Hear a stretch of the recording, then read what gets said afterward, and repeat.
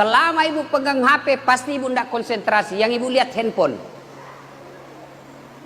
Saya mau lihat Ustadz, gampang. Caranya, ini bersih gambarnya, suaranya jernih. Gimana caranya? Itu kan ada kameramen saya.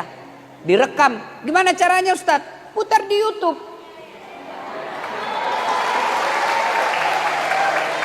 Sudah nonton, jangan lupa like and share.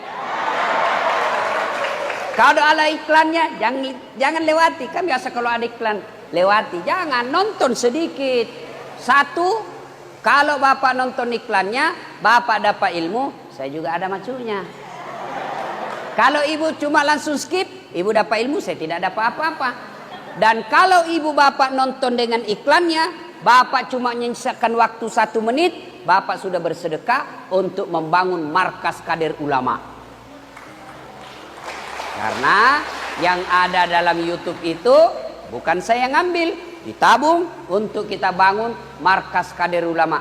Bapak Ibu kalau lewat itu dari jalan Tamalandrea, dari BTP tembus ke Talasak City, ada di situ akan dibangun masjid Bakti Dasat Latif untuk umat. Itu di YouTube.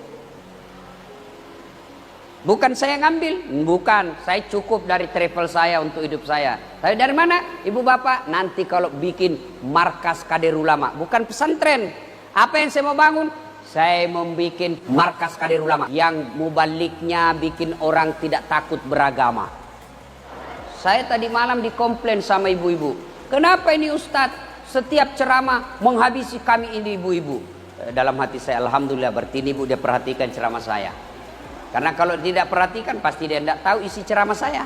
Ya Bu ya? Nah ibu bapak saudara-saudara sekalian, kita simpan dulu handphonenya, kita dengar ceramah. Bisa? Nah, ibu bapak saudara-saudara sekalian, teristimewa Bapak, apakah namanya di sini? Komandan.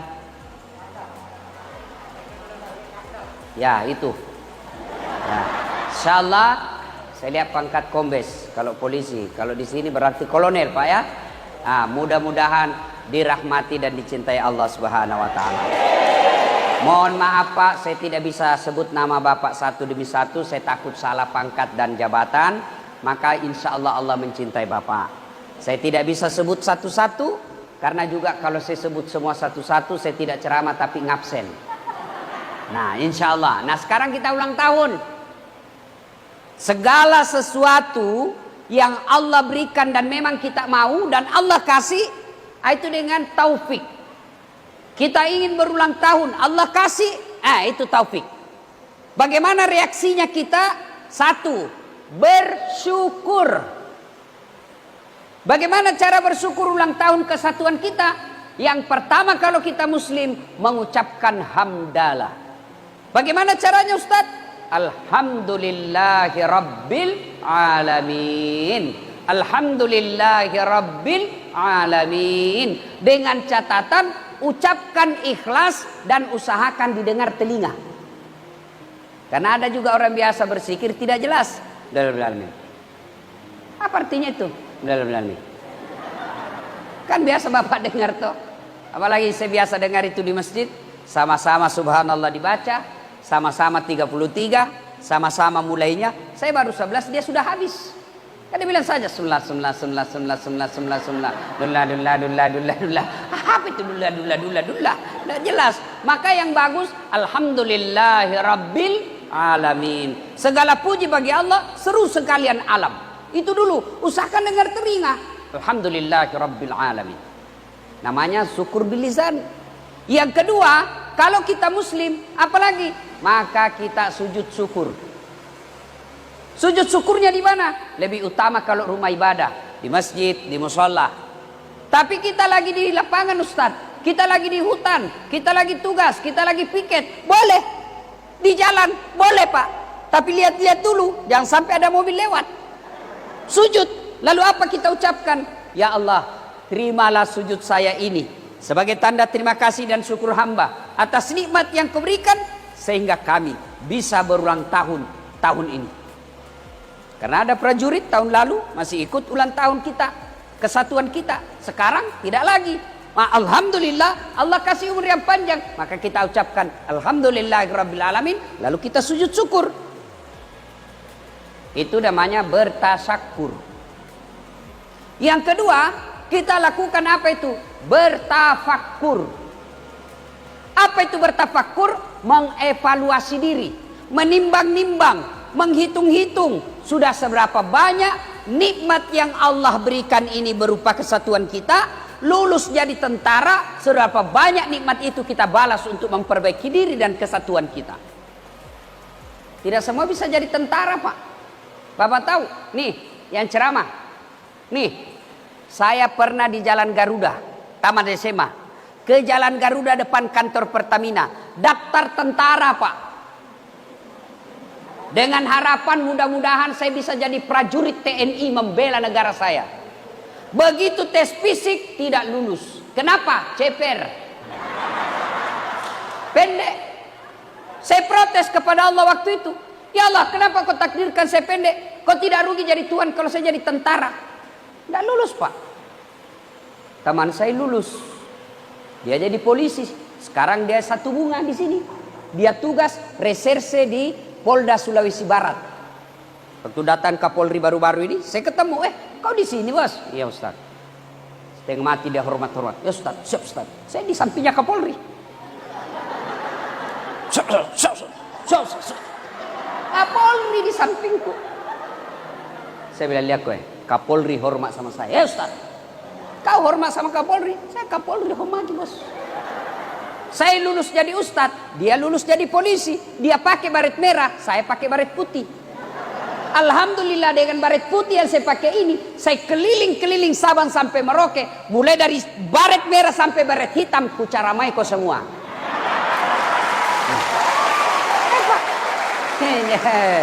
Ya Pak.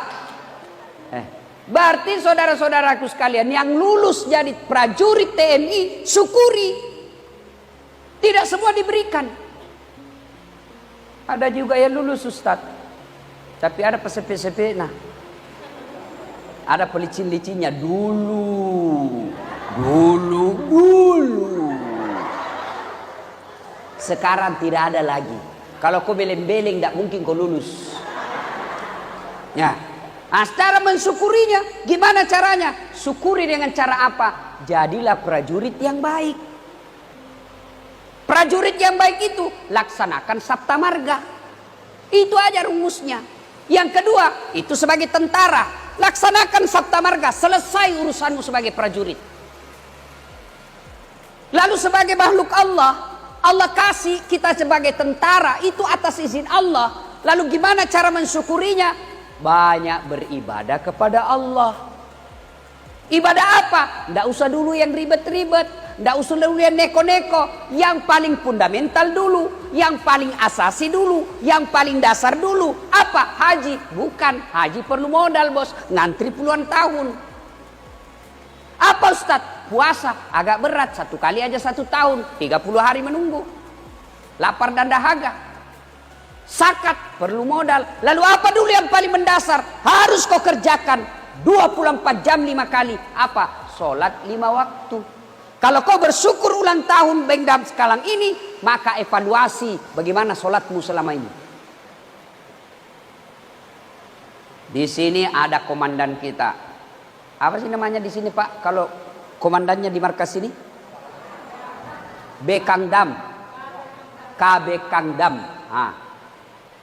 Beliau ada pasti ajudan. Ada yang mana, Pak? Ini atau ini, Bapak? Ya, Pak. Bapak punya ajudan kan? Punya. Kira-kira Bapak kalau panggil ajudan, ajudan? Mana ajudannya itu? Kalau kau dipanggil, langsung kau lompat toh? Ajudan, siapa? Biar dia lagi makan telur asin, dia telan juga. Siap komandan, perintah. Iya toh? Iya. Bos, ajudan. Kira-kira kalau dipanggil bisa kau, ajudan, tunggu dulu komandan. Mana kau berani? Ya, dia itu komandanmu, jelas strukturnya. Tapi kalau istrinya komandan, bisa kau tolak? Wah, lebih takut lagi, Ustaz. Kalau istrinya komandan, betul tidak ada pangkanya, tapi Ustaz lebih tinggi pangkanya dari komandan. Ayo, ini prajurit. Mana ada yang tidak takut sama istrinya di sini? Orang takut sama istrinya di sini. Nah bilang sebenarnya kami Ustaz tidak takut sama istri. Cuma ini istri kalau ngamuk Ustaz dia datang ke istrinya komandan. Dan komandan juga takut sama istrinya. Iya bos. Nah ayo saudaraku para prajurit TNI. Nih ajudan. Berapa lama beliau di sini? Paling lama 2 tahun. Pindah lagi. Tapi begitu takutnya kita sama komandan kita. Mana ada prajurit dipanggil? Ajudan. Tunggu dulu komandan. Sini cepat. Bapak anda lihat saya sibuk. Diinjak kakimu bos. Padahal beliau ada pensiunnya, ada mutasinya. Tapi begitu takutnya kita sama komandan. Lalu kenapa ketika Allah yang memanggil kita, tempat kita curhat sebagai orang beriman yang menjunjung sila pertama ketuhanan yang Maha Esa. Kita sudah berikrar la ilaha illallah Muhammad Rasulullah. Tidak Tuhan selain Allah, Tuhan semesta alam, tidak boleh disembah kecuali Allah. Lalu ketika kita dipanggil hayya 'alas shalah. Hei prajurit, rumah tanggamu lagi masalah, sini saya selesaikan masalah rumah tanggamu. Hei, lagi banyak kreditmu, sini saya kasih kau bantuan kecil, saya selesaikan itu kreditmu. Maka Allah panggil hayya 'alal falah. Sini kamu, saya selesaikan itu utangmu. Sini kamu, saya selesaikan masalah rumah tanggamu. Itu Allah yang panggil hayya 'alal falah. Bapak tahu artinya hayya 'alal falah? Sini saya kasih kau kemenangan. Itu Allah ajak. Sini, minta sama saya kasih kau. Ini Pak Komandan, pernah kira-kira diumumkan, saudara-saudara sekalian, kau minta sama saya kasih kau semua apa yang kau mau? Pernah? Red. Paling yang dikasih, yang dekat-dekat. Kau butuh apa dek? Tapi jangan banyak-banyak. Allah, makin banyak kita meminta, makin dia senang. Makin kita minta, setiap saat makin Allah senang. Kok bisa Ustaz? Karena Allah tahu kalau kau mau minta berarti kau butuh sama saya, berarti kau akui kau hamba. Allah katakan ud'uni astajib lakum, minta kau sama saya. Ada masalahmu, sini saya selesaikan. Itu janji Allah, bukan janji caleg. Kalau caleg yang ganti la haula wala quwata illa billah. Andai boleh saja kita dijanji surga pun dijanjinya. Pilih saya, sama-sama kita anggota. Saya prajurit pensiunan, pilih saya. Ini kartu saya, ada masalahmu kau telepon saya 24 jam. Begitu terpilih, dia ganti nomor HP-nya.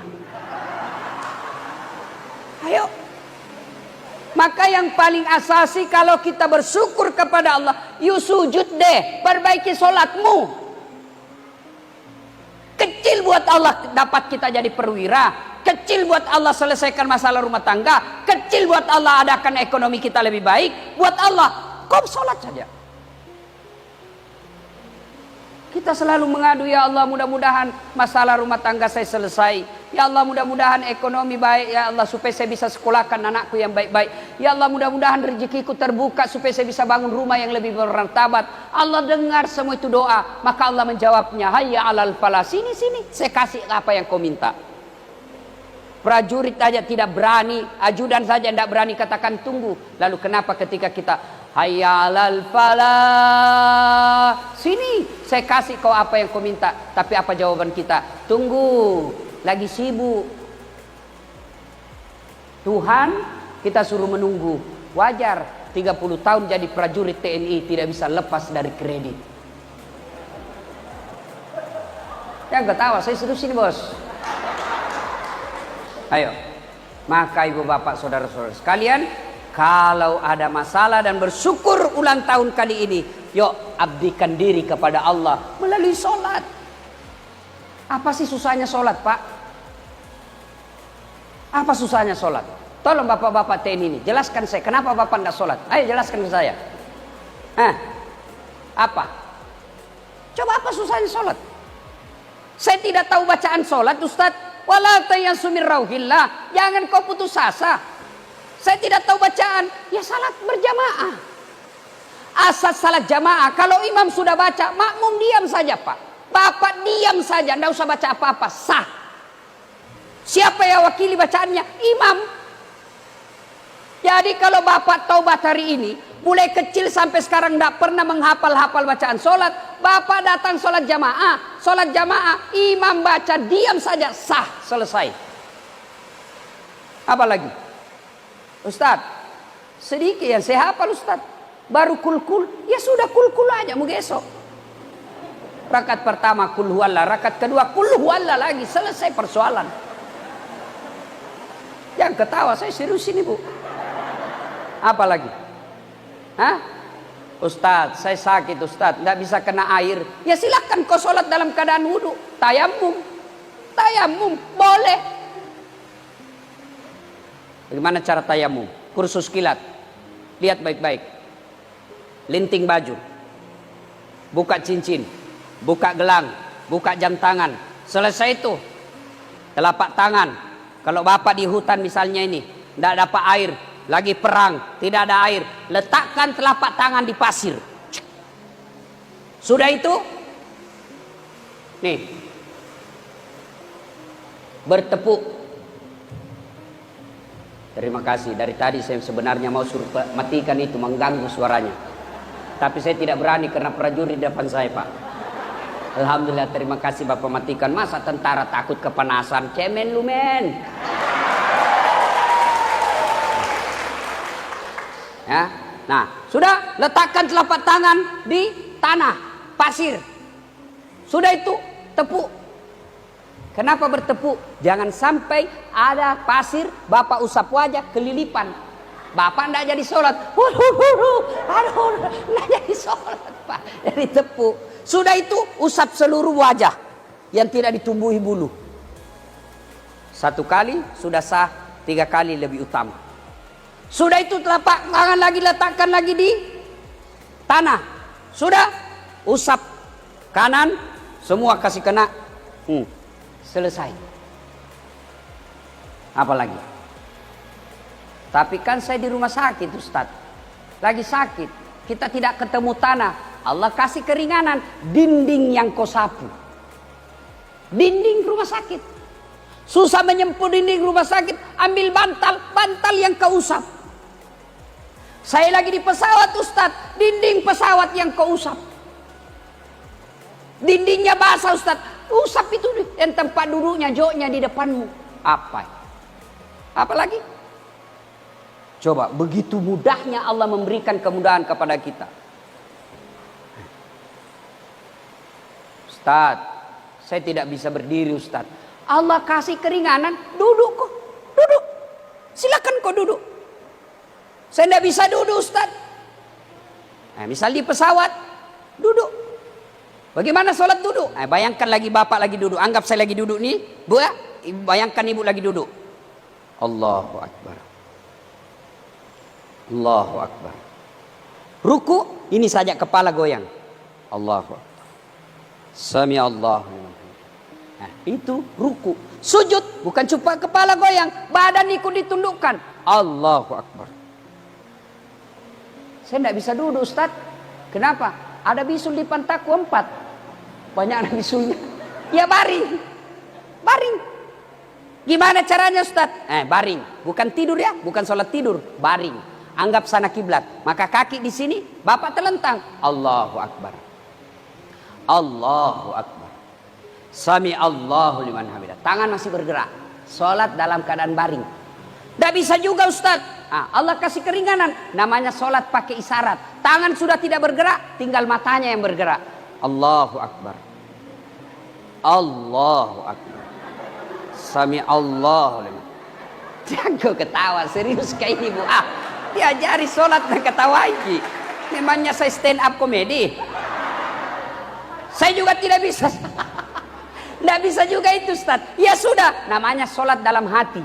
Mata sudah tidak bergerak, bibir sudah tidak bergerak, semua dibaca dalam hati. Bayangkan lagi ruku, baca doa ruku. Bayangkan lagi sujud, baca doa sujud. Bayangkan lagi duduk di antara 2 sujud, baca duduk di antara 2 sujud. Selesai.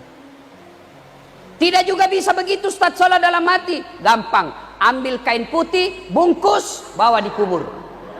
Selesai persoalanmu. Nah, ibu bapak, saudara-saudara sekalian, bersyukur kalau kalian muslim, sempurnakan ibadah. Yang berikutnya, cara bersyukurnya adalah memperbaiki hablum minan nas, hubungan kepada sesama manusia. Kalau bersyukur kepada Allah, mari menyempurnakan hubungan kita kepada sesama manusia. Kepada siapa? Yang pertama dan utama kepada istri. Dengar bapak-bapak prajurit, kalau bapak bersyukur ulang tahun kali ini, muliakan istri. Karena kita bisa bekerja dengan baik karena ada istri yang ngurus kita. Nih Dasat Latif, bapak pikir saya yang hebat? Tidak. Siapa yang hebat? Karena istri saya kasih saya tenang. Bayangkan kalau istri kasih kacau saya lagi bikin konsep, dia kasih nangis anaknya, tapi ganggu bapakmu. Ganggu, tarik itu kertasnya. Mana bisa konsentrasi? Saya mau pergi ceramah, konsep sudah jadi, ayat dan hadis sudah lengkap, bagus naskahnya, saya simpan di jas. Kalau dia marah, dia curi saya punya naskah. Sampai di lokasi, Allah Subhanahu wa taala berfirman. Allah, dia kerjai lagi saya istriku ini. Coba Pak, kalau istri protes, mana bisa kita kerja dengan tenang kalau istri tidak bantu kita? Kita sudah sampai di tempat tugas, istri menelpon, cepat kau pulang, anakmu ini nakal betul, cepat kau pulang. Saya punya anak. Maha benar Allah ketika berfirman, anak adalah mengambil jiwa kita. Saya kalau istri saya sakit Pak, tidak terlalu terpengaruh saya punya jiwa. Tapi ketika anak dibilang sakit, rasanya saya mau langsung pulang. Dan siapa yang ngurus anak kita? Ini istri. Maka kalau bapak bersyukur dengan pekerjaan di sini, muliakan istrimu. Pulang, belikan cincin. Jangan juga mengharap emas. Yang penting cincin. Baru setelah kasih cincin bilang, Mam, salam apa ini Bu? Hah? Nah itu, percaya mau dapat ini harus ada begini. Tidak ada begini, tidak ada begini. Maka muliakan istri. Ulang tahun bersyukurnya adalah muliakan istri. Pak, dengar ini bapak-bapak. Lihat itu istri kita. Lihat. Masih ingat waktu menikah? Masih. Siapa yang hamil melahirkan istri kita? Siapa? Siapa yang melahirkan? Dari kandungannya siapa? Ibunya. Siapa yang melahirkan? Ibunya. Siapa yang susui? Ibunya. Siapa yang didik dia halal haram? Ibunya. Siapa yang ngajari jalan? Ibunya. Siapa yang sekolahkan dia? Ibunya. Lalu baru kenal dengan seorang lelaki, baru 2 bulan ta'aruf dekat, dinikahi. Dan siapa yang diikuti istri kita? Siapa? Suaminya. Dia tinggalkan bapaknya di kampung. Dia tinggalkan ibunya yang lagi sakit. Dia telepon ibunya sambil menangis, maafkan saya tidak bisa balik kampung. Suami saya lagi tugas, saya mau sekali ke kampung. Tapi suami saya tidak bisa, saya tinggal, maafkan saya. Apa kata ibunya? Tidak apa-apa nak, tidak apa-apa, yang penting kau baik sama suamimu. Coba, maka demi Allah ketika kau hianati istrimu, kau sakiti perasaannya, tidak mungkin baik rezekimu. Ini istri kita. Dia tinggalkan keluarganya, dia tinggalkan tanah kelahirannya, dia tinggalkan saudara-saudaranya, pergi mengadu nasib dengan suaminya yang belum tentu suaminya hormat sama istrinya. Maka pantas ketika Nabi mengatakan, bukan bagian dari umatku suami yang tidak tahu memuliakan istrinya. Kalau bapak bersyukur ulang tahun kali ini, muliakan istri. Kembali nanti, sayang, maafkan saya hilaf selama ini. Ternyata kamu luar biasa peranmu dalam memuliakan saya. Kan biasa kita laki-laki ngomongnya ngawur. Merasa apa loh? Saya yang cari duit, saya setengah mati menghidupi. Kamu ndak punya ngapa? Bapak kalau gaji istri, Bapak tidak bisa bayar itu sebagai tentara. Berapa gaji paling mahal di sini? Anggaplah 10 juta. Tidak cukup membayar istri. Ayo, contoh, berapa biaya cleaning service 1 tahun? 1 bulan, 1 bulan. Berapa gaji cleaning service kalau UMR di Makassar minimal 2 juta? 2 juta Pak. Sudah tinggal 8 juta uangnya Bapak. 2 juta. Cleaning service. Apalagi? Ibu kan dia cleaning service Pak. Dia bersihkan semua satu rumah. Berapa biaya babysitter? Ngurus anak. Paling murah di Makassar 2.500.000. Sudah berapa? 4.500.000. Nih ibu. Dia ngurus anak kita dan berapa? 4 anaknya bapak semua diurus. Babysitter. Berapa biaya pembantu tukang cuci, tukang setrika? 2,5 juta. Dia lakoni ibu. Bapak tidak perlu bayar. Sudah berapa gajinya? 6.500.000. Berapa biaya itu? Berapa Pak? Mahal Pak.